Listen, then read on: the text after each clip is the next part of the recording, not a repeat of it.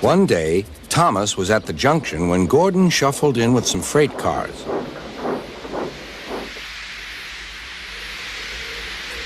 Phew, remarked Thomas. what a funny smell. Can you smell a smell? I can't smell a smell, said Annie. A funny, musty sort of smell, said Thomas. No one noticed it till you did, grunted Gordon. It must be yours. Not long ago, he had fallen into a dirty ditch. Thomas enjoyed teasing him about it.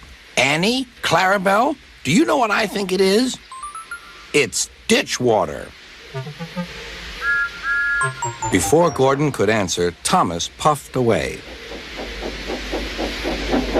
Annie and Clarabelle could hardly believe their ears. He's dreadfully rude. I feel quite ashamed.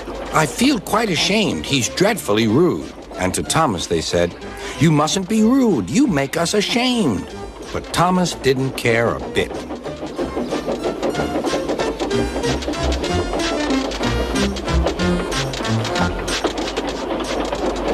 That was funny. That was funny, he chuckled. He felt very pleased with himself. Annie and Clarabelle were deeply shocked. They had great respect for Gordon, the big engine.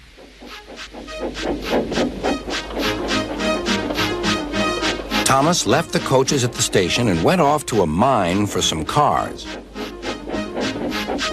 Long ago, miners digging for lead had made tunnels under the ground. Their roofs are strong enough to hold up cars, but not the weight of engines. A large notice warns them not to enter the area. Danger! Engines must not pass this board.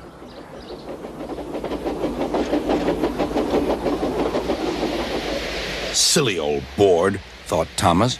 He had often tried to pass it, but had never succeeded. But this morning he had made a plan. The fireman went to throw the switch.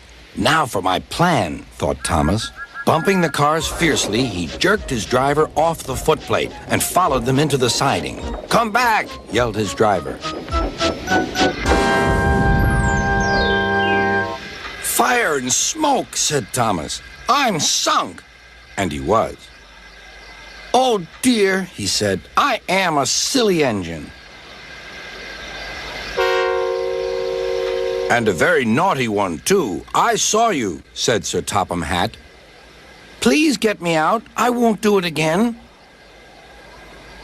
I'm not sure. We can't lift you out with a crane. The ground's not firm enough. Let me see. I wonder if Gordon could pull you out. Yes, sir, said Thomas, but he didn't want to meet Gordon just yet. Down a mine, is he? Laughed Gordon. What a joke!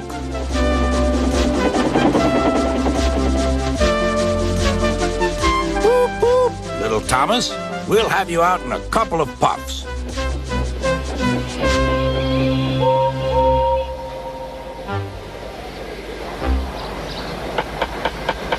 Strong cables were fastened between the two engines.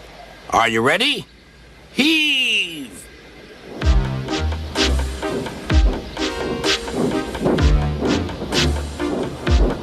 It was a lot harder than they all thought. At last, Thomas was free. I'm sorry I was cheeky, said Thomas. That's all right, Thomas. You made me laugh, replied Gordon. I'm in disgrace. So am I, said Thomas. Why, so you are, Thomas. Shall we form an alliance? You help me and I'll help you. Right you are, agreed Thomas. Good, that's settled, rumbled Gordon. And buffer to buffer, the Allies puffed home.